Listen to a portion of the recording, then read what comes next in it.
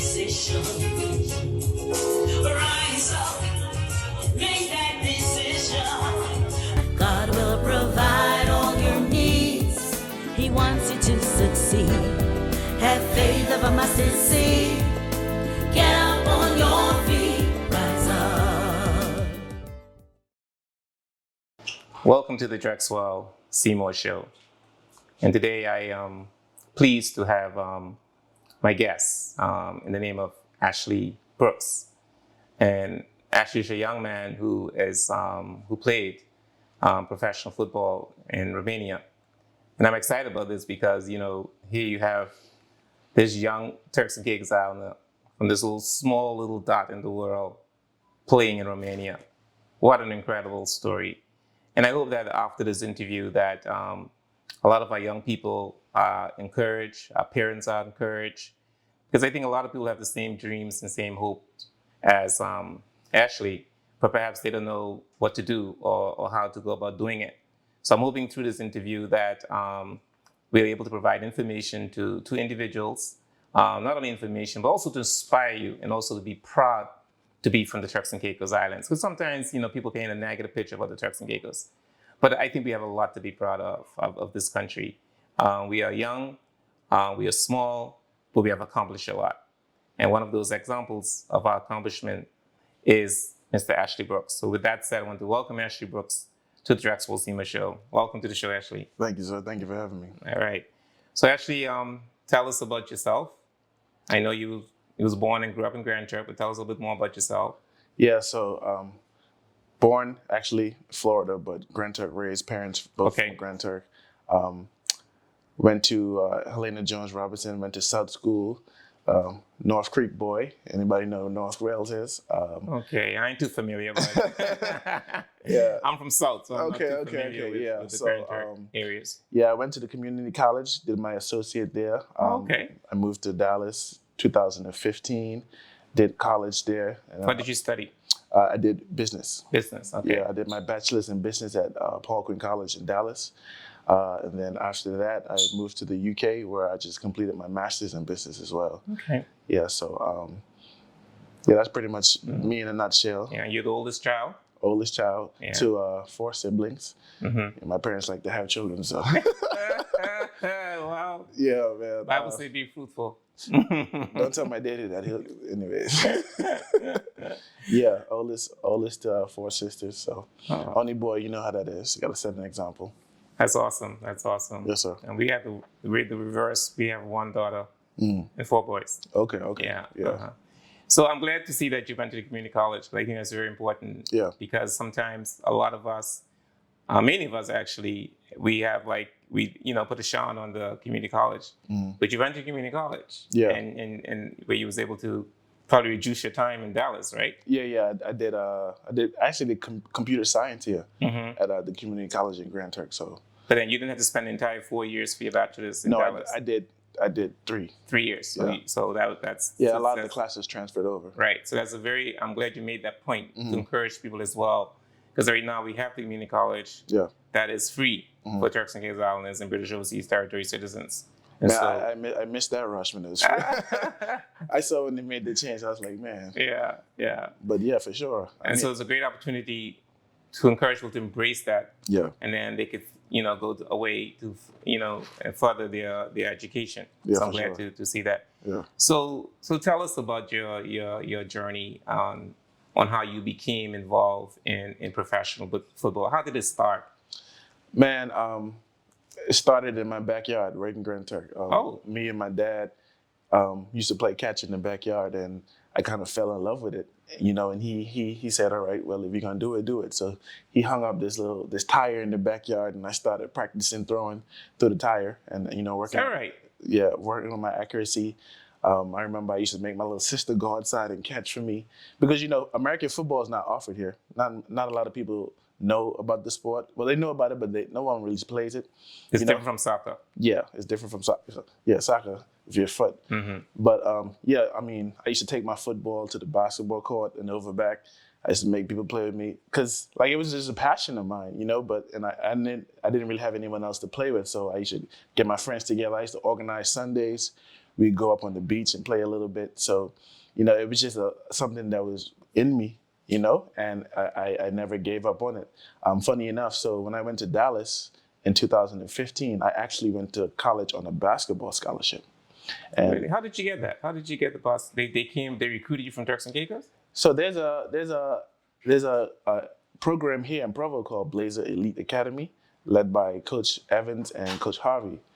And at that time, they were hosting tryouts and sending kids away to school. So I was a part of one of those bunches. That's awesome. And so I got an opportunity to go to Texas through them.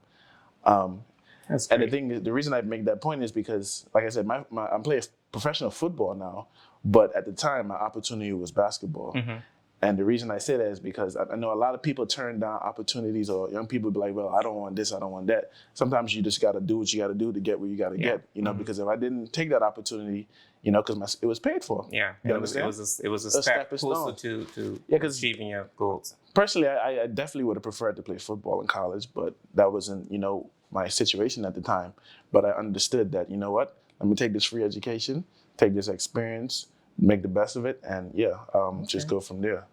But yeah, after I graduated college in 2019, I tried out for a semi-pro team in the U.S. and I made that team, and I played with them for 2 years. What is a semi-pro team?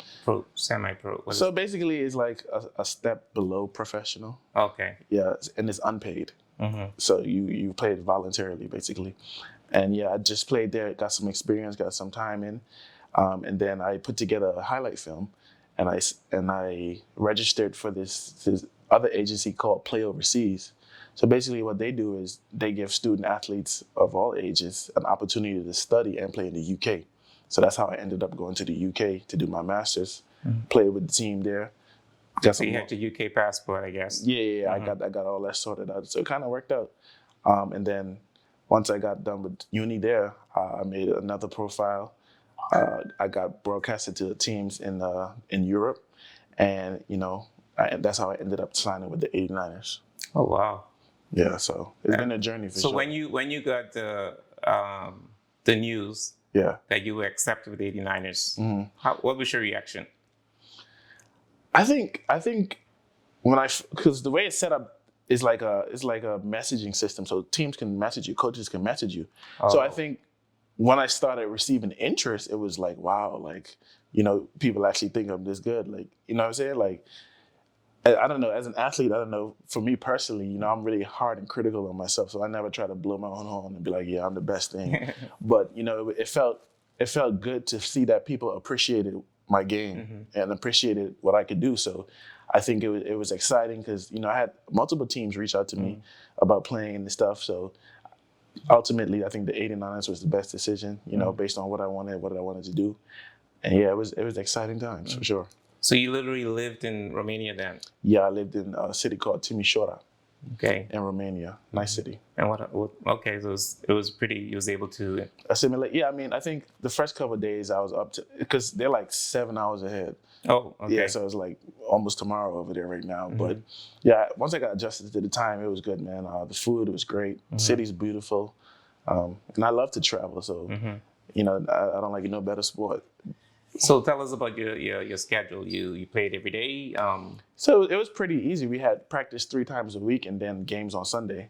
So we would do practice Tuesday, Wednesday, and probably on Friday, travel Saturday, play Sunday, and then do it all over again. So outside of that, our time is our time. I got to go around the city, try places, just do what I love to do. So Okay. not a bad deal. No? So how did you, in terms of your contribution to the team, how was your contribution to the team? Well, I play quarterback. Okay. So that's the guy who runs the whole show, basically. I'm the one who's throwing the ball. So I don't know if you're familiar with Tom Brady or... Yes, I am. Yeah, so... I don't watch too much sports. Yeah, My but... kids do, but I'm familiar with Tom Brady. Yeah, I play the same position he plays. And so basically, probably the most important player on the team. So, as I go, they go. As I go, we go. So, yeah.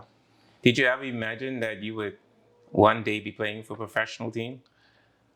Man, I honestly no. I always knew I loved the sport, and I specifically remember, when I was younger, and I used to be buying all the jerseys and stuff and wearing them, and I had somebody told me, man, he's like, man, get a more realistic dream. And I never forgot that. I never forgot Really? that. Yeah, someone told me that, and I never forgot it because, like, man, I look back and I'm like, wow. I remember somebody telling me specifically, like, you know, have a more realistic dream, and Because it looked impossible. it looked impossible. And I think I was mentioning that to someone, like, even when I was playing football, like practicing on my own, training myself, you know, I couldn't tell you what tomorrow is going to look like in terms of that. You understand? But all I knew is this is what I love to do. Yeah. You know, and if an opportunity ever came, I'll be ready. Yeah. You know what I'm saying? So when it did come, I was ready, and you know, it just took off from there, really. I think you made a very good point. I mean, that's what you love to do. Yeah. And the thing about it, and it may sound, simple or not, no connection, but you started very young. Yeah. As you say, in the backyard of your parents' Yeah. house and yard. And all of those things was part of your journey. Yeah. That you love what you did, you pursued it. Yeah. And I think that's the message that we need to give to people too. And even though you might have been distracted by one or two persons' comments, you didn't do it. You didn't give up. You did your video. Yeah. You sent it to the agency. Yeah. You got accepted. And I think that's important because some people just give up and say, oh no, I'm just a little person from Turks and Caicos, whatever. And they're not going to accept me. I'm competing with so many other people. Yeah. So I think that's a very, very important point, an illustration of your life. Yeah. That, you could do it. I think once you love something, it never feels like work. You know, so that's true. My daddy ain't never had to tell me. I think you should say it again. When you love something, it never feels like work. Yeah. You know, my daddy never had to run behind me to go practice. You know, I would do that on my own. He never had to tell me to go watch, study the game. I do that on my own. So, you know what I'm saying? Like when you have a passion for something, nobody has to run behind you to do it. You know what I'm saying? If anything, they got to slow you down. Yeah.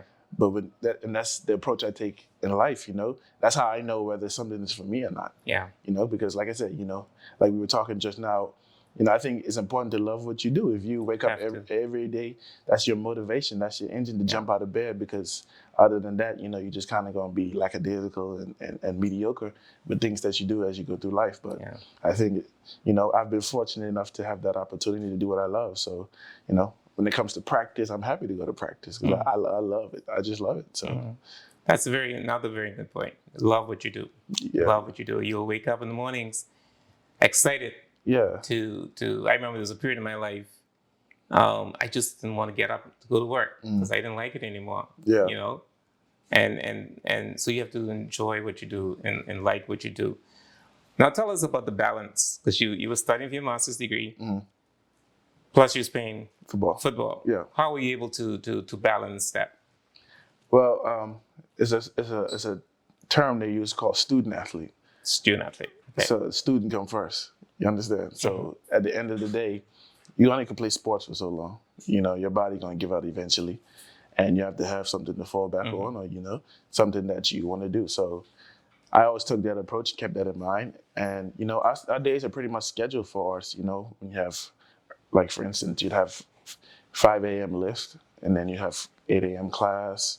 Have a break in between, have class again, and then in the evening have practice again. You get a lot of time to sleep, you get a lot of time to do these different things. So you have a schedule. It's just prioritizing. You just got to prioritize. Like I said, if you love what you do, you're not going to half step. You can go all the way and make sure, your days are organized and you can get what you need done. Absolutely. What are your long-term goals? What do you see yourself doing a couple years from now? Still playing professional football? I think the only way I'll still be playing is if I continue to go to higher leagues because they pay more money, But outside of that, like I have degrees in business, I have entrepreneurial goals and, family businesses that we're starting and developing. I also want to create some kind of program where I can help give students here, the young people here, the same access and opportunities that I had, because there's a lot of free money out there. People just don't know. Right. There's a lot of teams looking for players, and I think that's probably one of my biggest personal goals is to create something that I can give back, because I had that opportunity given to me. And I seen how it changed my life, how it allowed me to travel, how it allowed me to do all these things. And, I don't consider myself anybody special. Like if I probably didn't go down the road I did, who knows where I could have ended up. Yeah. You understand? So I think everybody deserves a fair chance. Yeah, I like you that. understand me? Yeah. So like that probably is one of my biggest personal goals, because I think a lot of the young guys around here, dealing with all the violence, all the crime, if you sit somebody down and say, man, what you love to do? Oh, I'm a painter, I'm a musician, I'm an athlete, and you give them some resources, you put something in their hand that they can take it to the next level, they're not gonna be worried about doing all this other foolishness that you see going on. And I think that's where the gap is right now with the community, like, and even with the support from government and different things, like invest in the sports, invest in the young people, because years down the road, we're gonna be in situation to run the country, we're gonna be in positions to be in positions of leadership, but you need to make that investment early on. I was having a conversation, and the thing that I came to realize is that I feel like everyone has a dream and everyone has a passion, but the dream or passion dies when it's not actualized or it's not realized. Yeah. You know what I'm saying? So I know exactly what you're saying. realization is somebody seeing it in you. You understand me? So if you see somebody doing something, man, I see you good with your hands. I see you good with this. It's being realized. And actualization is being able to activate it, to be able to put it to action. You understand me? So a lot of people, I feel like a lot of our generation, a lot of them, the dreams have died because nobody took the time to say, man, you good at this. Let me help you. Yeah. You understand? And then some of them even nobody told them, they themselves don't even know what they don't even believe it. Because, I play the piano, and I never wanted to play the piano, but my dad made me play, and he pushed me, and then it got to a point where I liked to play. You understand? So that's a perfect example of, that was a talent that I may have had, but I didn't want to do it. But you need somebody in your corner to say, hey, man, like, give it a try, or keep going, don't give up. I'm glad you raised that point. Yeah. Especially because my kids, we at the church, we have a gentleman who's teaching music. Yeah. My kids said they don't want to do music. Yeah. And I was thinking, oh my God, I'm not going to send them there because that's not what we're going to do. But now I made up my mind that this year I'm going to send them anyway. Yeah. To let them learn some type of musical instrument. That's one of my regrets. I mean, for me personally, I don't want to push it on my children, but I believe you have an opportunity. Yeah. You should take the opportunity, because you might end up liking because you're young, you don't even know what you want. Yeah. They may say they don't want it. So I think it's a very good point you made as well. I think one thing I like to say is, the Bible says your gifts make room for you. Absolutely. So the more gifts you have, the more room. Yeah. You understand me? So I never shy away from learning anything new or picking up something, because even if I don't plan to use it, you never know what can happen. So I always keep learning, continue learning, whether it be music, sports, whatever, speaking. Okay. It's always good to stay busy, Yeah, absolutely. Well, it seems to me that you plan to return to Turks and Caicos at some point, because you say you want to develop ways and means where people can learn how to get into their professional field. Mm-hmm. And to me, that tells me that you plan, and you say family business. Yeah. That tells me that you plan to return to Turks and Caicos. And even if, for instance, I set that system up, I still travel a lot. Yeah. But yeah. I mean, you don't have to be here to do it. Yeah. But yes, I definitely plan to come home at some point. Yeah. After I finish roaming the world. I was speaking about that. Why do you think? I don't know if it's true. I did a survey. I probably need to send that to you. Okay. I wanted to understand the migration of people to the United Kingdom, because there are a lot of people who have now come to this conclusion. I don't know if it's true or not. That a lot of people are leaving the Turks and Caicos Islands and they don't want to come back home. I don't know if that's a statement someone made and everybody starts saying the same thing. Yeah. But I did the survey. I got a few numbers back. I think about 30 so far. Based on your experience, why do you think? Do you think that some people don't want to come back home, and if they don't, why do you think so? Opportunities. More opportunities abroad. Yeah, okay. You can look at it like a fresh start. People, I know for me, it's sometimes like every time I go to a different place, it feels like a fresh start for me. You understand me? So like sometimes people, that clean slate opportunity where you can redefine who you are. You understand? And there's a lot of good things here, but there's also a lot of negative things that people don't like to be involved with, and they try to escape from. You understand? So, But isn't that everywhere? Don't we have negativity everywhere? for sure, It's just more prevalent here because we are smaller. negativity is everywhere. But for instance, if I do something bad here, I gotta answer to people about it. Okay. I got my granny can call me. This person can I call me. understand what you're saying. If I go to the UK and I do something bad, I ain't gotta answer to nobody. I understand. You understand Yeah. me? So it's more of a feeling of independence. Independence. Just understand. being able to spread your wings, see something different. Yeah. For me, that's what it was. Like I just changed the scenery, I know. different culture, just new opportunity altogether. I know when I went away to school, I mean, it was a very long time ago. I went away in '86. And it was always my intention to return home. But I will tell you this. When it was time for me to return home, I was having reservations. I said, I don't want to come back here to this boring place. That's what I was thinking. I don't want to come back to this boring place. There's nothing here to do. Yeah. And I'm glad I returned. Yeah. I'm glad I returned. I mean, I believe I have been able to get more opportunities here than if I had stayed in U.S. First of all, I'm not an American citizen anyway. Yeah. So I need to get a green card or a work permit, whatever. And I know we have these mindset with some people saying, oh, there's nothing here to do as well. But of course, I would encourage people to get experience as much as they can, but not to forget, the Turks and Caicos Islands. Definitely. You'll see an interview I did with Rochelle Musgrove. She's been away for 12 years.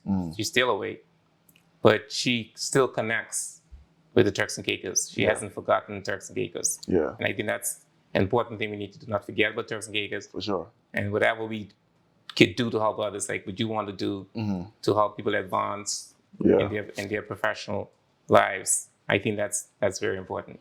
Yeah, I mean, you got to lift as you climb. Yes. You can't forget from where you come from. You can't forget, because somebody had to do something for me. Exactly. So Exactly. I didn't come here by myself. I ain't traveled this road by myself. I had a support system. So, I feel like to forget that is kind of is ungrateful. Yeah.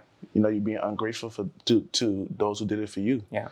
So it's not all those about. Yeah. It's not about me. We don't get to this place or get on these platforms. When God put you there, it's not about you.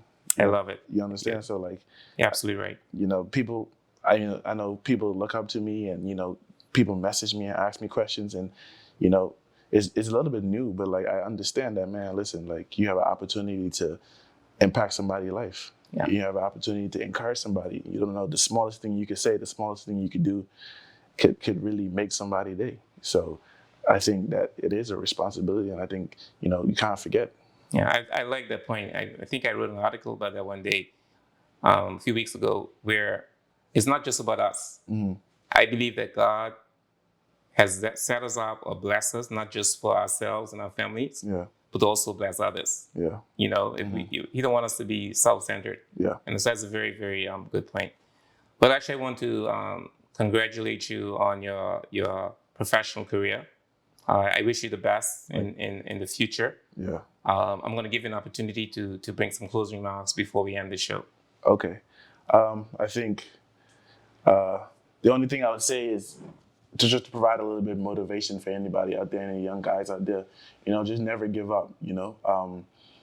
Life don't get any easier. Anybody tell you it gets easier, it don't. And you always have to keep fighting, no matter what it is you're going through. Sports has taught me a lot in terms of, teamwork, in terms of camaraderie, in terms of fighting through adversity.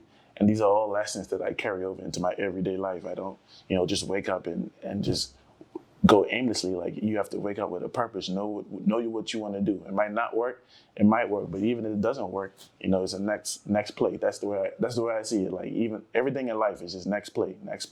This don't work, okay, try this again. This don't work, try something else.